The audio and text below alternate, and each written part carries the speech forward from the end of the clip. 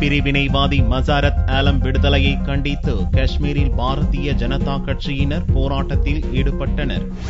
காஷ்மீர பிரிவினைவாத இயக்க தலைவர்களில் ஒருவரான மசாரத் ஆலமை விடுவிக்க காஷ்மீர முதல்வர் முஃப்தி முகமது சயீத் உத்தரவிட்டதை அடுத்து சனியன்று பாரமுல்லா மாவட்ட சிறையிலிருந்து ஆலம் விடுதலையானார். 2010 பாரமுல்லா மாவட்டத்தில் பாதுகாப்பு படையினர் மீது கல்வீச்சு சம்பவம் நடப்பதற்கும் அதைத் தொடர்ந்து 100 பேர் பலியாகும் அளவுக்கு கலவரம் மூலவும் காரணமாக இருந்த மசாரத் ஆலம் மீது நாட்டின் மீது போர் தொடுத்தல் உள்ளிட்ட கடுமையான பிரிவுகளின் கீழ் வழக்கு பதிவு செய்யப்பட்டது. மசாரத் ஆலம் விடுதலை செய்யப்பட்டதை கண்டித்து பாரதிய ஜனதா கட்சியின் இளைஞர் அணியினர் ஜம்மு நகரில் திடீர் போராட்டத்தில் குதித்தனர். இப்போராட்டத்தில் நவ்ஷெரா தொகுதி பாரதிய ஜனதா எம்எல்ஏ ரவீந்தர் ரெய்னா, மூத்த தலைவர் யுத்வீர் சேத்தி உள்ளிட்டோர் கலந்து கொண்டனர்.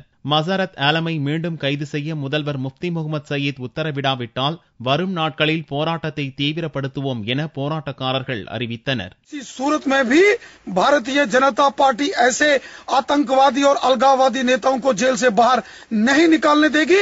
इसके लिए हम जबरदस्त प्रोटेस्ट करेंगे. अगर जम्मू कश्मीर की सरकार इस किस्म का कोई मूव करती है, हम उसका विरोध करेंगे. सड़कों से लेकर जम्मू कश्मीर विधानसभा तक हम इसका विरोध करेंगे. श्रीनगर में आज जो 1.5 साल के बाद पत्थरबाजों को छोड़ा गया है, उसके लिए रखा है.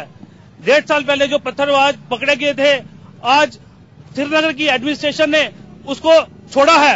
इसलिए भारतीय जनता युवा मोर्चा ने इसको प्रोटेस्ट किया है और ये प्रोटेस्ट पूरे जम्मू कश्मीर में होंगे अगर उसको फिर से गिरफ्तार नहीं किया गया तो. இதனிடையே மசாரத் ஆலமை விடுவிக்கும் முடிவை முதல்வர் முஃப்தி முகமது சயீத் தன்னிச்சையாக எடுத்துள்ளதாகவும் ஆட்சியில் அங்கம் வகிக்கும் பாரதிய ஜனதாவை கலந்தாலோசிக்கவில்லை என்றும் மாநில பாரதிய ஜனதா தலைவர் ஜூகல் கிஷோர் சர்மா குற்றம் சாட்டினார். வெவ்வேறு கொள்கைகளை கொண்ட மக்கள் ஜனநாயக கட்சி பாரதிய ஜனதா இணைந்து கூட்டணி ஆட்சி அமைத்த ஒரு வாரத்துக்குள்ளாக இரு கட்சிகளிடையே பல பிரச்சினைகளில் கருத்து வேறுபாடு ஏற்பட்டுள்ளது.